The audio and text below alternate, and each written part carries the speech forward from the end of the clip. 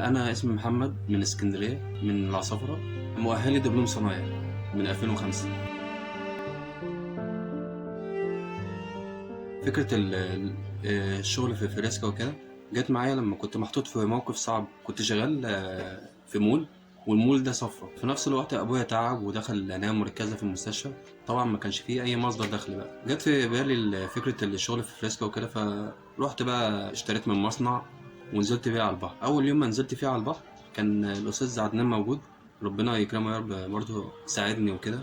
فعمل معايا لقاء. المهم كان في واحد من البياعين اللي هم بتوع الفريسكا، مش عايز اقول عليهم بلطجيه والله، شافني واحنا بنتكلموا من بعيد يعني، وهو الاستاذ عدنان بيصورنا. تاني يوم بقى بعد الفيديو ده، بعد ما الفيديو نزل وكده، وكل ما اروح في مكان اشتغل فيه الاقيهم برضه نط لي ما ينفعش تشتغل هنا، وده مكاننا واحنا مفيش حد غيرنا شغال هنا فيه. قلت اسيب لهم مكان واروح مكان تاني. لقيت نفس المكان برضه، لقيت نفس الكلام. انا حاسس ان هم يعني شكلهم مش باين خالص يعني، مسجلين بلطجيه كده.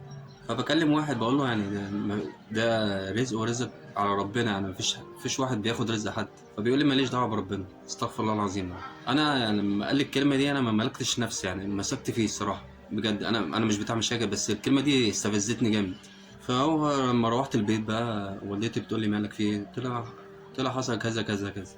قالت لي طب خلاص ريح شويه ولحد يعني ما ينسوك وكده، وبعد كده ابقى انزل يكون يعني الجو هدى شويه. قلت له طب والدي لسه في المستشفى في العنايه المركزه، اطلع له مصاريف ازاي وكده؟ فكان لازم ان انا استحمل واعافر وكده عشان اقدر اوفر له يعني مصاريف العلاج. كان بيحتاج كل يوم يعني مصاريف وكده.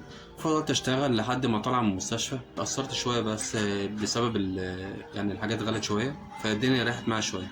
وهو هنزل بعد رمضان بإذن الله كده، هنزل تاني.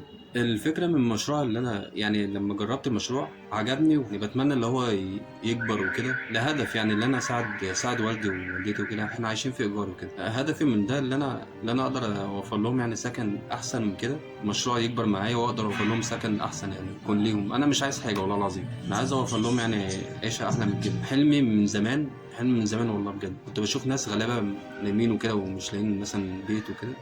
انا نفسي افتح مشروع واطلع كل شهر مبلغ للناس دي يعني زكاة. ده حلمي، انا مش عايز حاجه ليا والله العظيم. حلمي بس ان انا اساعد والدي واطلع كل شهر مبلغ للناس الغلابه من المشروع اللي هو باذن الله لو نجح معايا. بشكركم كلكم جدا والله على دعمكم ليا.